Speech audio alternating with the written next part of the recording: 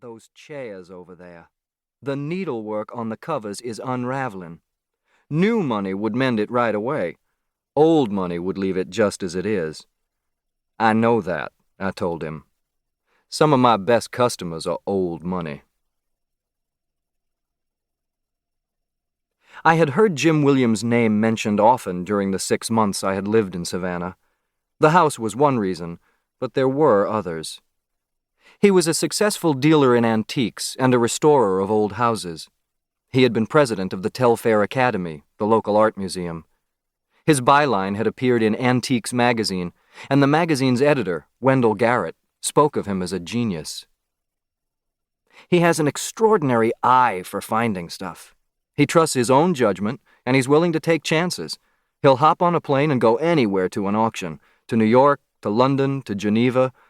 But at heart, he's a Southern chauvinist, very much a son of the region. I don't think he cares much for Yankees. Williams had played an active role in the restoration of Savannah's historic district, starting in the mid-1950s.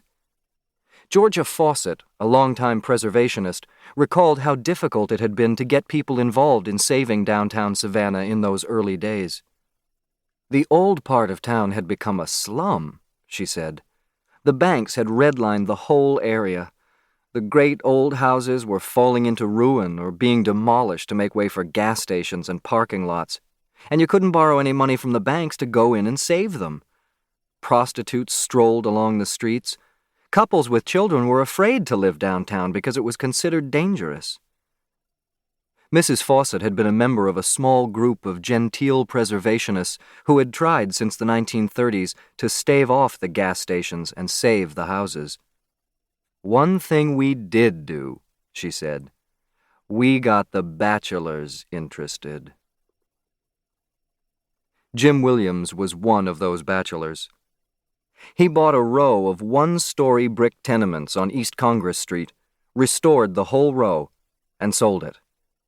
Soon he was buying, restoring, and selling dozens of houses all over downtown Savannah.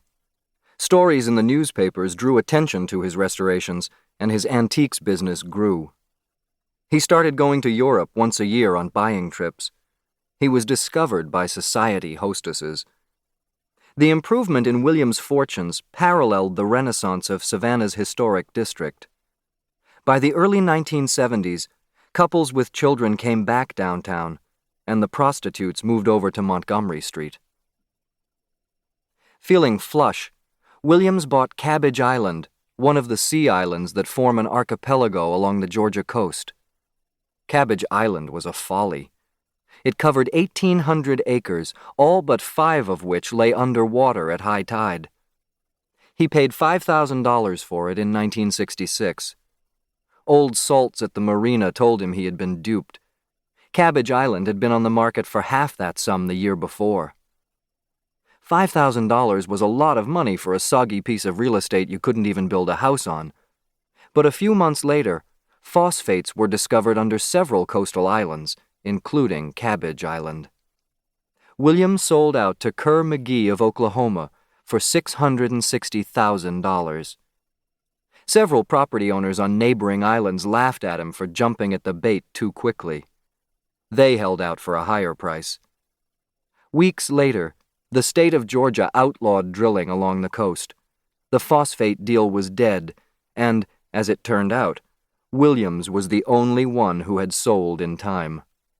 His after-tax profit was $500,000. Now, he bought far grander houses. One of them was Armstrong House, a monumental Italian Renaissance palazzo directly across Bull Street from the staid Oglethorpe Club. Armstrong House dwarfed the Oglethorpe Club, and, according to local lore, that was very much its purpose. George Armstrong, a shipping magnate, was said to have built the house in 1919 in response to being blackballed by the club. Although that story was not, in fact, true, Armstrong was a lion of a house. It gloated and glowered and loomed. It even had a curving colonnade that reached out like a giant paw as if to swat the Oglethorpe Club off its high horse across the street. The outrageous